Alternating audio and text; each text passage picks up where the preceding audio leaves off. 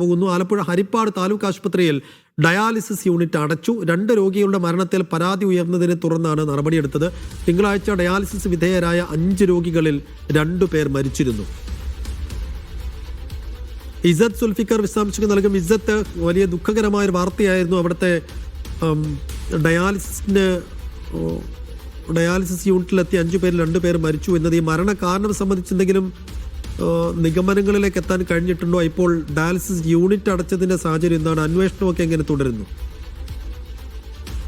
സൈഫുദ്ദീൻ, ഇപ്പോൾ അന്വേഷണത്തിന് റിപ്പോർട്ട് തേടി ആരോഗ്യമന്ത്രി തന്നെ മുന്നോട്ട് ഇറങ്ങിയിരിക്കുകയാണ്. ഇപ്പോൾ ആ വിവരങ്ങളും നമുക്ക് ലഭിക്കുന്നുണ്ട്. മാത്രമല്ല, ഇത് അണുബാധയാകാം എന്നാണ് ഇപ്പോൾ മരിച്ചവരുടെ കുടുംബാംഗങ്ങൾ സൂചിപ്പിക്കുന്നത്. മാത്രമല്ല, അണുബാധയുണ്ടായതിന്റെ 2ാമത്തെ ദിവസം ഇവിടെ യൂണിറ്റ് അടയ്ക്കുകയും അതുപോലെ തന്നെ മറ്റു നടപടികളിലേക്ക് കടക്കുകയും ചെയ്തിരുന്നു.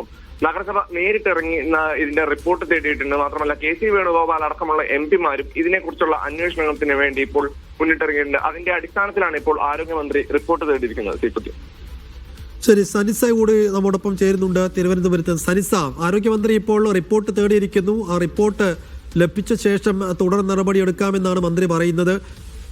അങ്ങനെ ഒരു റിപ്പോർട്ടിന് എത്ര സമയം വേണ്ടിവരും? ഒപ്പം നടപടികൾക്കും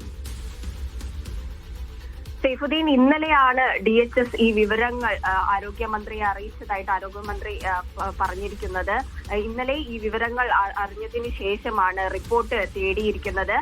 ഇത്തരത്തിൽ അന്വേഷണത്തിന് നിർദ്ദേശം നൽകിയിട്ടുണ്ട്. ഈ അന്വേഷണത്തിൽ അതിന്റെ എങ്ങനെയാണ് ഇത്തരത്തിൽ ഡയാലിസിസ് ചെയ്യുന്നതിനിടെ രോഗികൾക്ക് ഇങ്ങനെ മരണം സംഭവിച്ചത്, അതിൽ എന്ത് വീഴ്ചയാണ് സംഭവിച്ചത്, ഇത്തരം കാര്യങ്ങളുടെ ഒരു സാങ്കേതികമായിട്ടുള്ള തെളിവുകളും വിവരങ്ങളും ലഭിച്ചതിന് ശേഷമായിരിക്കും തുടർ നടപടി ഉണ്ടാകുക.